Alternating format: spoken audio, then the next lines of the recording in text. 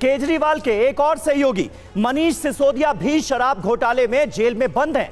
कल supreme court में सुनवाई के दौरान कोर्ट ने ईडी से तीखे सवाल पूछे हैं, जिसका जिक्र अभी घनेंद्र जी भी कर रहे थे। सबसे पहले आपको बताते हैं कि कोर्ट की वो तीखी टिप्पणी क्या थी, जिसका जिक्र अब आम आदमी पार्टी की तरफ से भी किया जा रहा है। मनीष सिसोदिया केस की सुनवाई जस्टिस संजीव खन्ना की ये अदालत थी, जिसमें सुनवाई हुई।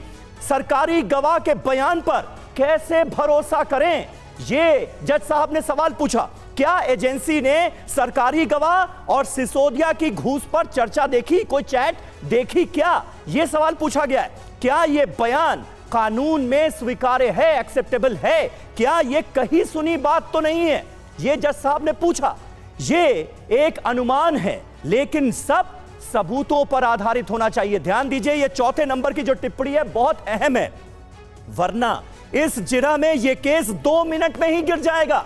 यह कहा गया सबूत होने चाहिए और अनुमान के आधार पर कोई फैसला नहीं होता है, आप किसी को नहीं गिरफ्तार कर सकते। कारोबार के लिए अच्छी नीतियों का हर कोई समर्थन करेगा, यह भी कहा गया है अदालत की तरफ से। इस केस में सबूत कहां है, मनी ट्रेल को साबित करना जरूरी है और यह बड़ी चुनौती होगी, क्योंकि जो आरोप लगाए गए हैं वो बहुत गंभीर हैं।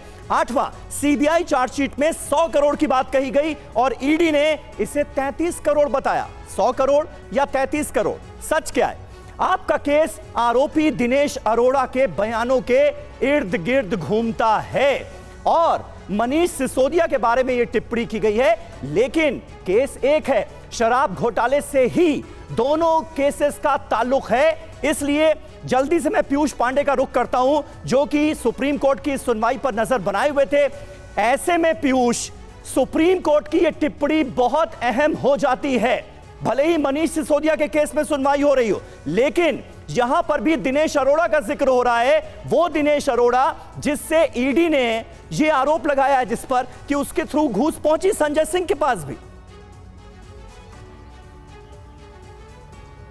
बिल्कुल समीर, देखिए सुप्रीम कोर्ट ने जो सवाल किए, जो टिप्पणियां की, वो कड़ियां जोड़ने को लेकर के थी। चूंकि ट्रायल के दौरान जब सवाल किए जाएंगे ईडी से तो इन्हीं आधारों पे किए जाएंगे और यही वजह थी कि सुप्रीम कोर्ट ये जानना चाहता था कि जो पैसा मनीष सिसोदिया के पास पहुंचा, यानी कि 2.2 करोड़ की जो बात कही जा रही है, वो किसके जरिए पहुंची।